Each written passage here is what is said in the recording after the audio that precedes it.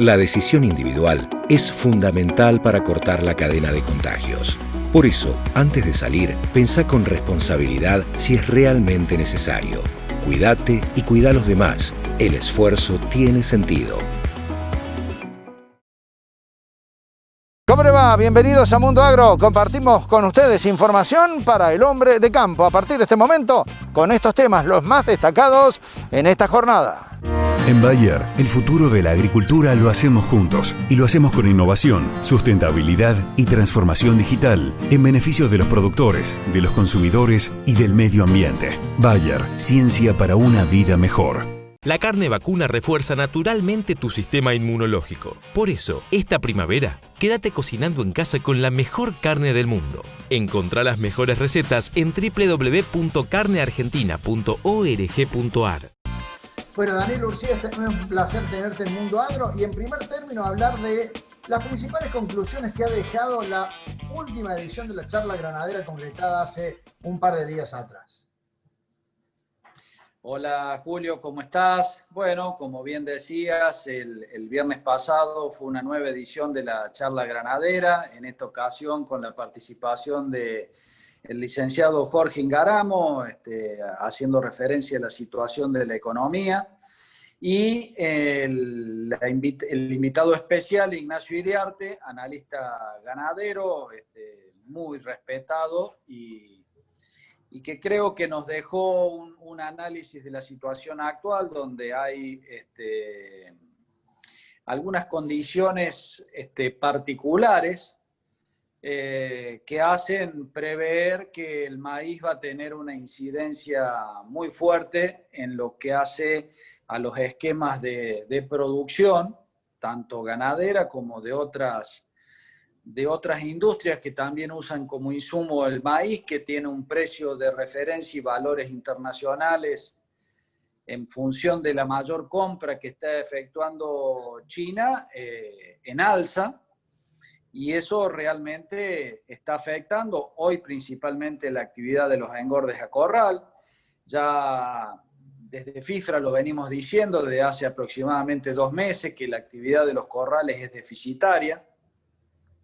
Hoy tenemos que pensar que para tener un animal terminado el resultado es negativo entre 7.000 y 12.000 pesos por animal, de acuerdo al establecimiento. Es decir, tenés un valor de compra de terneros entre 160 y 170 pesos, un costo de comida alrededor de los 150 pesos y un gordo que se vende a 115.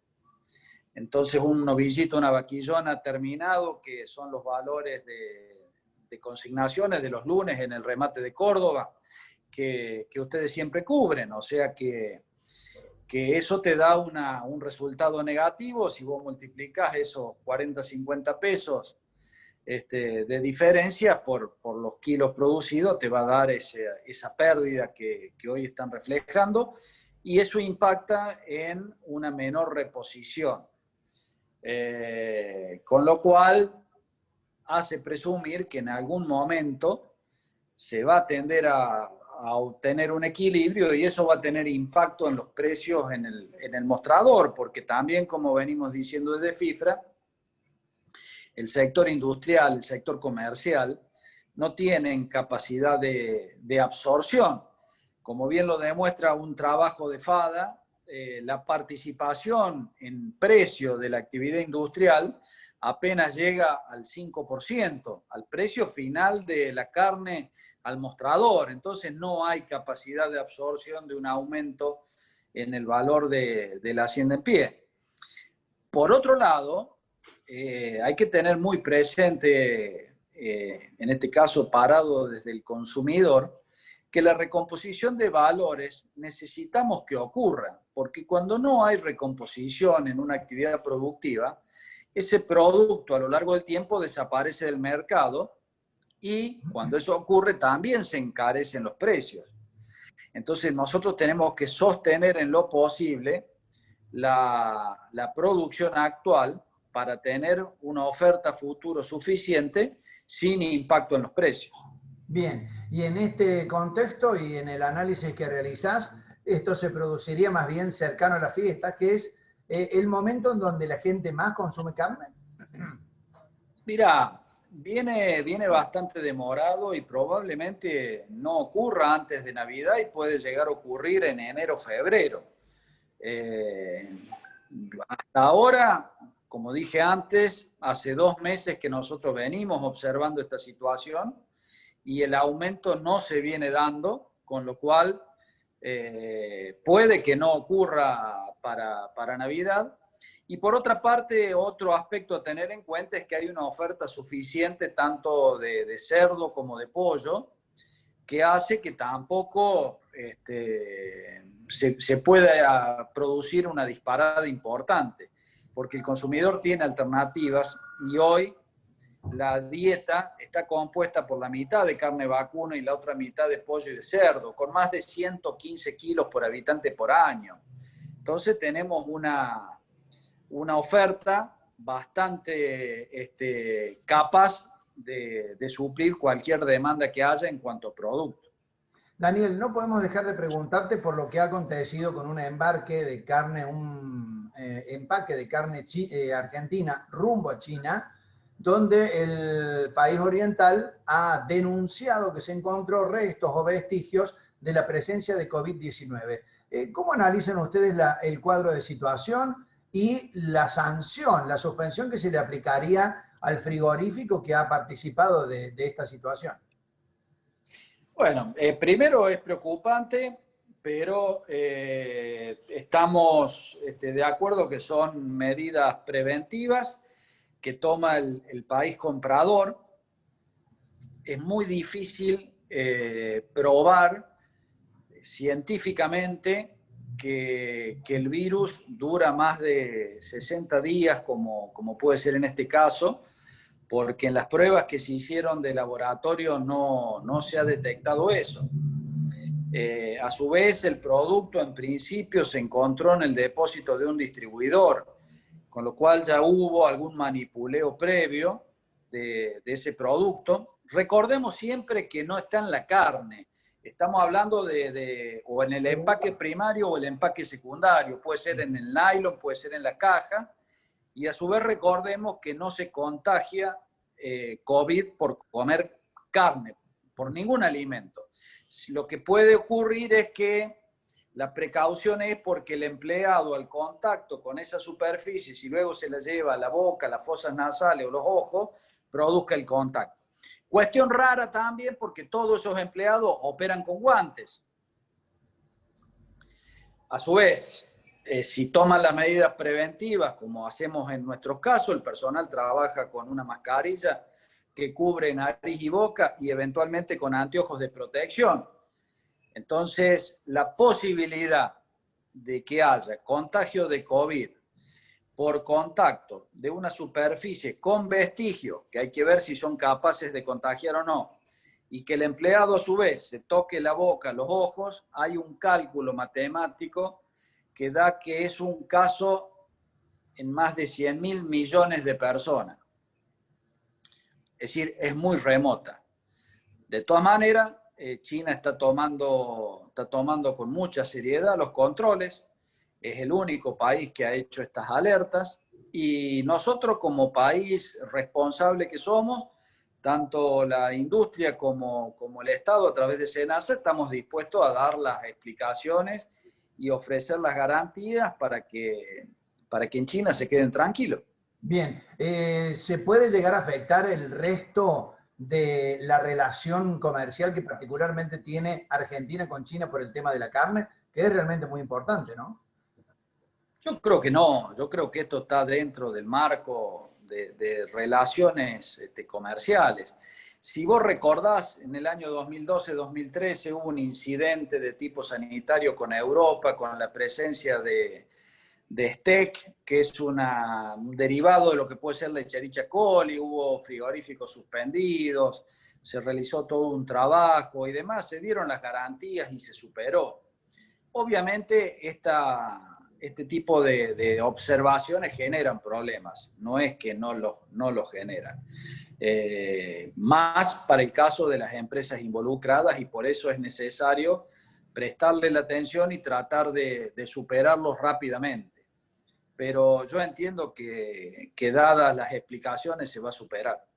Bien. Daniel, lo último. Hablabas acerca del componente del aumento en el precio del maíz como algo que va a traer seguramente, en base al análisis que había hecho Ignacio Iriarte, una suba en el aumento de la carne. ¿Cómo ves la producción hoy de carne vacuna en la República Argentina? Ahí hemos visto algún análisis de Rosgan que indica que se habría incrementado muy levemente el nivel de producción de carne vacuna. Desde la institución en la que estás, ¿cómo ves el panorama, la actualidad y lo que se viene de cara al futuro?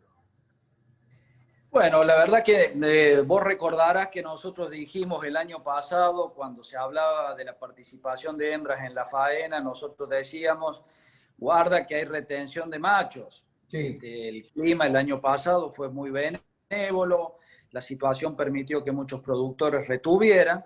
Bueno, el correlato de eso es que hoy el promedio del peso de faena ha subido 5 o 6 kilos, que es lo que está diciendo el informe de Rosgan, con lo cual eso es muy positivo.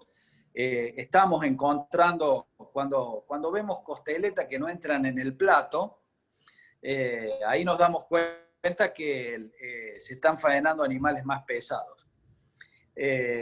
Pero por otro lado, a nivel de producción, a nivel de stock, a nivel de pariciones, Iriarte hacía referencia el viernes que la mejor parición fue la que ocurrió el año pasado, que son los destetes de este año, con más de 15 millones de terneros, pero que los efectos sequía van a tener efecto para las pariciones del año que viene y los destetes del 2022, con una reducción interesante porque también el buen precio de la vaca puede implicar que ante alguna necesidad se faene o se mande a faena posibles vientres o madres.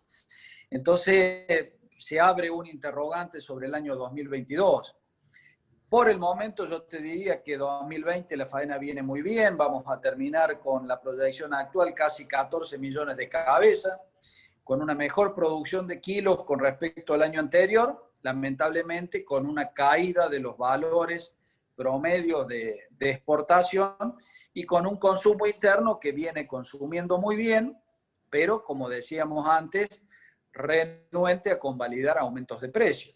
Entonces, esta situación hace pensar que a nivel de rentabilidad se va a mantener en función de cómo ha sido este año, pero al tener un stock con valores semejantes, preveemos que vamos a tener la misma producción de carnes al menos 2021 y habrá que ir analizando qué pasa con el clima y qué pasa con la economía para saber si la gente va a tener interés por la producción pecuaria o no. Bien, Daniel, un placer, muchísimas gracias y muy buenas tardes. Gracias a vos, Julio, será hasta siempre.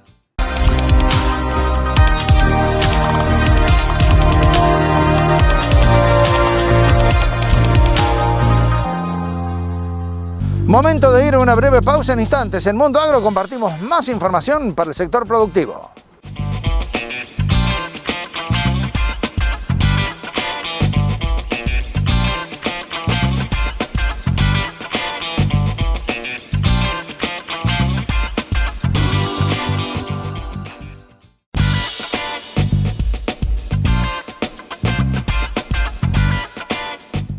La decisión individual es fundamental para cortar la cadena de contagios. Por eso, antes de salir, pensá con responsabilidad si es realmente necesario. Cuídate y cuida a los demás. El esfuerzo tiene sentido. Compartimos con ustedes la información más destacada en materia de campo y todo lo que atañe, por cierto, a la producción agrícola. Compartimos de esta manera las novedades más importantes del sector. El asado con amigos puede esperar. Ahora es momento de cuidarnos. Por eso, quédate en casa y cocina en casa. Encontrá las mejores recetas en carneargentina.org.ar.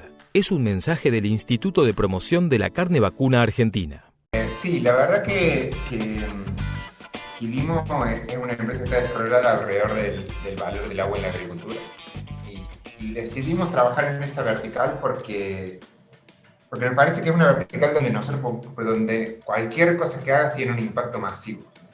La realidad es que la agricultura usa casi el 80% del agua dulce que consumimos los humanos va a la agricultura. Entonces, en ese contexto, que yo ponga un inodoro de doble descarga en mi casa es importante, es muy importante, y si todos lo hacemos va a sumar. Pero probablemente cada cliente nuevo que tiene Quilimo ahorra bastante más agua. Entonces, encontramos en el riego una gran oportunidad para impactar en el uso de este recurso que es clave para vivir, para la vida. Y en eso la verdad que venimos haciendo un trabajo muy interesante. Este año ese número de 19 billones fue del año pasado. Este año estimamos ahorrar, en el peor caso, casi 30 billones de litros de agua. Así que la verdad lo que vemos es un crecimiento masivo en nuestro impacto y nos pone muy contentos eso, ¿no? En paralelo, estamos organizando una serie de webinars que se llama la Academia del Riego, donde estamos formando alrededor de unos 2.000 agricultores por trimestre. Este año van a ser unos 7.000, 8.000 agricultores que van a pasar por esa academia durante un año, durante 3 trimestres, porque arrancó en abril. Y dentro de ese marco organizamos el Riego LATAM, que es un congreso latinoamericano donde nos decimos juntar a los que deciden el valor del agua en Latinoamérica, ¿no? Los jugadores principales, desde el gobierno, para discutir sobre políticas públicas, hasta institutos de investigación de Chile, de Perú, de México, para discutir sobre diferentes acciones que se pueden hacer de la investigación, y pasando por consultoras que trabajan en la medición de la huella hídrica de los cultivos. La verdad que tiene una agenda bastante abierta, que está principalmente orientada a que le pongamos tiempo a entender este problema, porque así como dio un montón de vueltas por todos lados cuando estaba Bill Gates hablando de una pandemia en 2015, para nosotros, cuando miran los datos y cuando miran los números, es obvio que la siguiente crisis del mundo y la siguiente guerra va a ser por el agua, ¿no? Y en eso Latinoamérica, como un reservorio estratégico de agua y como una región productora de alimentos, tenemos que tener mucho cuidado en cómo usamos ese recurso que va a ser el recurso crítico del mundo en el próximo año. Así que decidimos armar este evento para que todos nos tomemos un ratito para pensar y hablar de cómo se usa este recurso. Los 3 temas principales, uno es riego, el otro es sustentabilidad y el tercero es tecnología, ¿sí? Son los 3 temas que vamos, a través de los cuales vamos a estar articulando este congreso, porque es muy variado la participación y es muy amplio, porque lejos de ser un congreso donde nos encontramos a charlar cómo riego mi ciruelo mañana, que esto es un problema importantísimo y hay que formar a los agricultores para hacer eso, y estamos trabajando en eso. Nos queremos sentar a pensar cómo son las políticas públicas que hay que hacer para hacer que Latinoamérica use más eficiente su agua en los próximos 5 a 10 años, ¿no? Y la verdad que la lista de disertantes y personas y organizaciones que apoyan el Congreso es tremendo. Nos apoya uno de los principales distribuidores de agroinsumo de Chile, que es Martínez Valdivieso. Nos apoya Rotoplas, que es uno de los principales jugadores del tema agua y reservorios de agua en Latinoamérica. Nos apoya el Banco Interamericano de Desarrollo, que probablemente invierte en la instalación del 30% del riego que se instala en Latinoamérica todos los años, está o financiado por ellos o apoyado por ellos de alguna forma indirecta. Nos apoya el gobierno de Mendoza, que está haciendo un trabajo tremendo en tratar de entender y generar políticas públicas para entender qué está pasando en el agua. Así que nos pone muy contentos haber logrado nuclear este set de jugadores que está pensando el problema del agua y que lo hayamos podido hacer desde Quilimo, esta startup medio pequeñita que está ahí arrancando desde Córdoba, pero que ya tiene, gracias a un montón de cosas que se dieron, un impacto global. Latinoamérica tiene la maldición de los recursos, ¿no? El agua ha sido hasta ahora un recurso disponible en la mayoría de las regiones de Latinoamérica y en buenas cantidades. Entonces, hasta hoy no nos preocupamos, ¿no? Y lo que pasó es lo que estamos viendo en la calle. Lamentablemente, y sin malas intenciones y con muy buenas intenciones, hemos visto productores que están regando hasta un 300% de más. No es el caso promedio está regando un 20 o un 30% de más, pero hemos visto números realmente preocupantes, ¿no? Y eso tiene que ver con que hasta hoy tuvimos el recurso, y el recurso de agua siempre es y ha sido gratis como recurso, ¿no? Lo que se paga es otra cosa, se paga un canon fijo, se paga y simbólico el canon encima, porque en Córdoba no sé cuánto será el canon, pero es realmente simbólico. Se paga la electricidad para trasladar el agua, se paga el traslado de esa agua, pero el agua per se no tiene un costo, ¿no? Y eso ha generado poca necesidad de eficiencia, ¿no? Y la realidad es que hoy los productores se están encontrando con que tienen que ser más eficientes.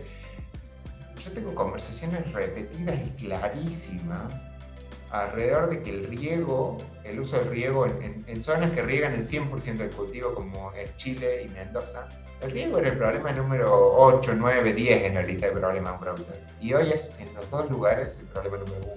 Y en Perú pasó a ser un problema número 1, y en México está pasando a ser un problema número 1. Entonces, lo interesante es que un problema que era un problema de fondo, que la verdad que no estaba en la agenda del productor, pasó a ser un problema definitorio de la producción. Nosotros tenemos clientes que tienen una producción de altísimo valor, que le meten una caja en el campo y la exportan a Londres, y tienen de las 200 hectáreas 100 paradas, porque no tienen agua para regar directamente. Entonces, eso es valor agregado perdido de la producción, importaciones, impuestos que no se pagan porque no se produjo y no se exportó, un montón de impactos tremendos a lo largo de la cadena. Entonces, para nosotros es clave actuar en esta línea, y creemos que hay muchísimo para hacer. En Córdoba tenemos la suerte de haber tenido muchísimo,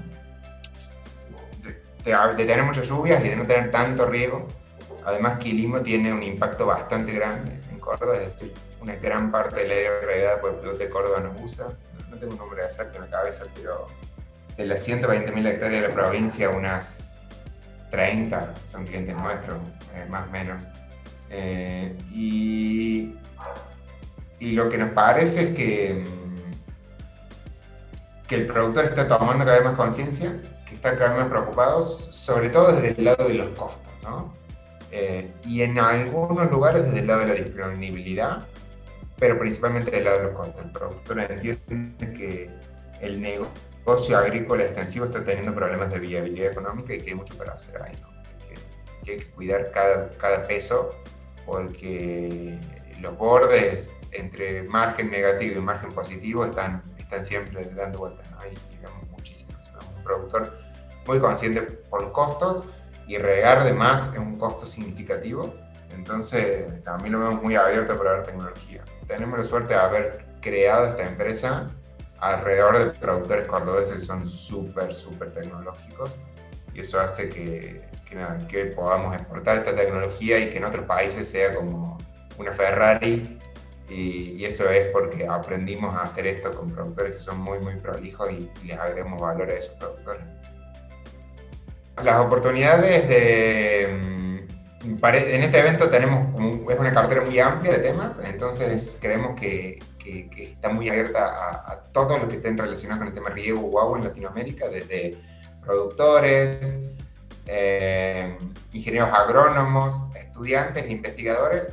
Dentro de esas 4 categorías creo que hay una muy buena oportunidad. Tenemos un poco de público en general también que se interesa por el tema y que quiere debatir el tema, porque creo que hay mucho para discutir ahí. Así que invitamos a agricultores, a investigadores, a estudiantes y a ingenieros agrónomos que están preocupados por el recurso agua, que se sumen al Congreso, porque hemos creado y y el equipo ha hecho con un montón de esfuerzo un hermoso espacio para debatir qué va a pasar con el agua en Latinoamérica en el futuro y no hay muchísimas instancias alrededor de eso. Europa tiene un montón de congresos del agua y a Latinoamérica le falta un poco.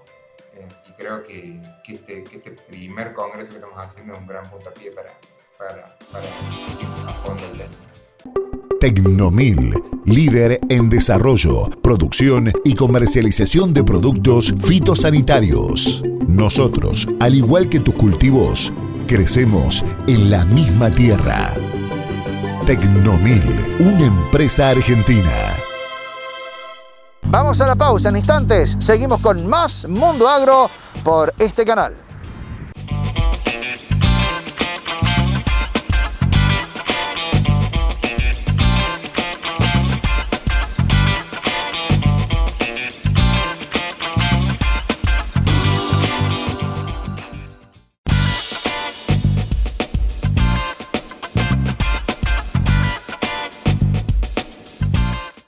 En Bayer, el futuro de la agricultura lo hacemos juntos y lo hacemos con innovación, sustentabilidad y transformación digital en beneficio de los productores, de los consumidores y del medio ambiente. Bayer, ciencia para una vida mejor. Compartimos con ustedes la información más destacada en materia de producción agrícola. Tecnomil, líder en desarrollo, producción y comercialización de productos fitosanitarios. Nosotros, al igual que tus cultivos, crecemos en la misma tierra. Tecnomil, una empresa argentina. Hemos realizado la 5ª edición de Conagro, después de 4 años de haberla hecho en forma presencial. Este año hemos tenido que hacerlo en forma virtual por la pandemia que estamos transcurriendo. De cualquier manera no queríamos dejar de realizarla, sobre todo porque la temática y los disertantes han brindado una información sumamente interesante para la toma de decisiones en el futuro, tal como lo decía el lema, ¿no? El campo es el futuro. Hemos tenido charlas sobre qué viene hacia adelante en materia de comercio internacional, en materia de producción. Hemos abordado el tema energía.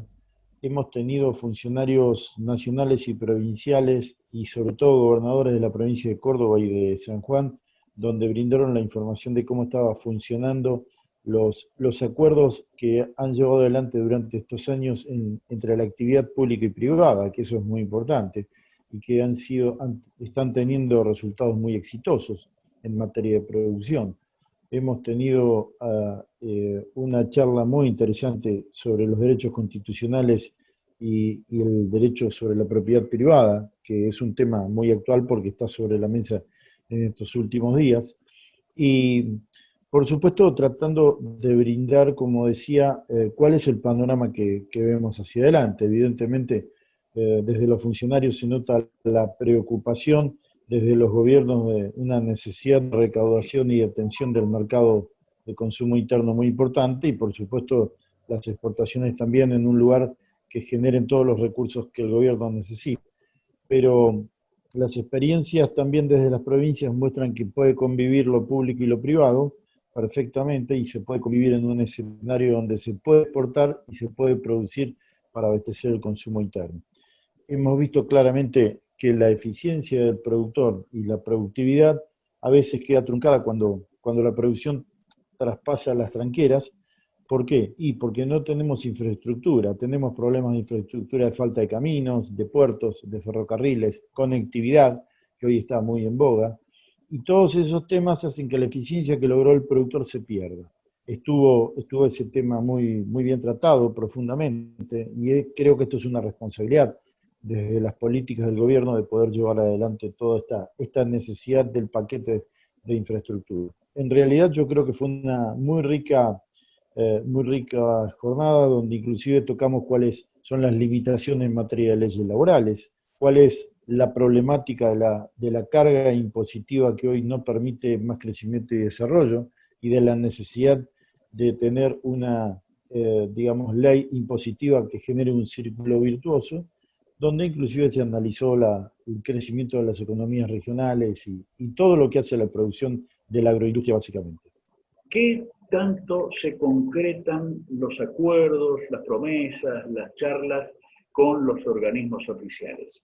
Creo que es un serio problema. Es un serio problema porque lamentablemente el Estado, la administración que tiene el Estado, no solo en este gobierno, sino en los últimos 30 o 40 años, lamentablemente siempre se viene gastando más de lo que se recauda.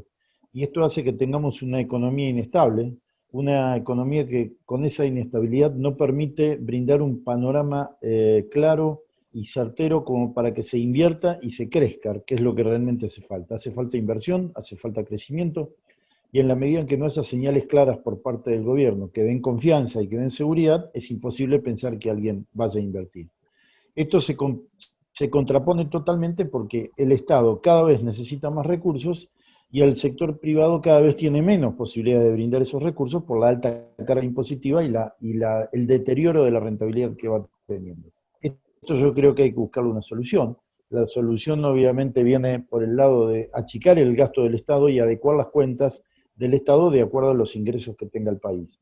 No queda otra alternativa, porque el problema es que siempre se lo ha visto al campo como una fuente de recursos fiscales y de alguna forma no se generaron esas políticas para que crezca y tenga cada vez más posibilidades de tributar. Es al revés. Se lo cargó cada vez con más impuestos, el campo se le deterioró la rentabilidad y cada vez produjo menos y el Estado tuvo que recurrir a mayor carga para poder juntar, para que se entienda, juntar la plata que necesita. Esa es la realidad.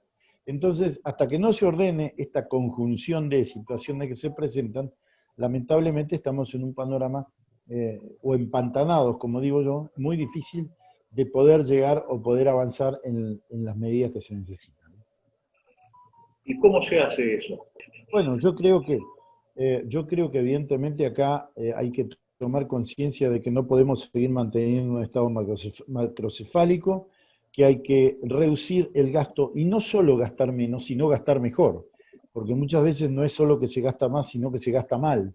Hay reparticiones que gastan mal, que son ineficientes en sus gastos, y esto produce un quebranto mayor en las arcas del Estado. Yo creo que acá se debe tomar conciencia, hay que tomar decisiones políticas, porque esto es una decisión política lo que hay que hacer, que obviamente cuesta votos, cuesta, ponerse en una situación ante la sociedad complicada, pero lamentablemente si no hacemos bien los deberes, va a ser muy difícil que el sector productivo pueda seguir aguantando, porque la verdad es que no queda más hilo por cortar. El sector privado ya no tiene más capacidad tributaria en la medida que no se le genere una mayor rentabilidad.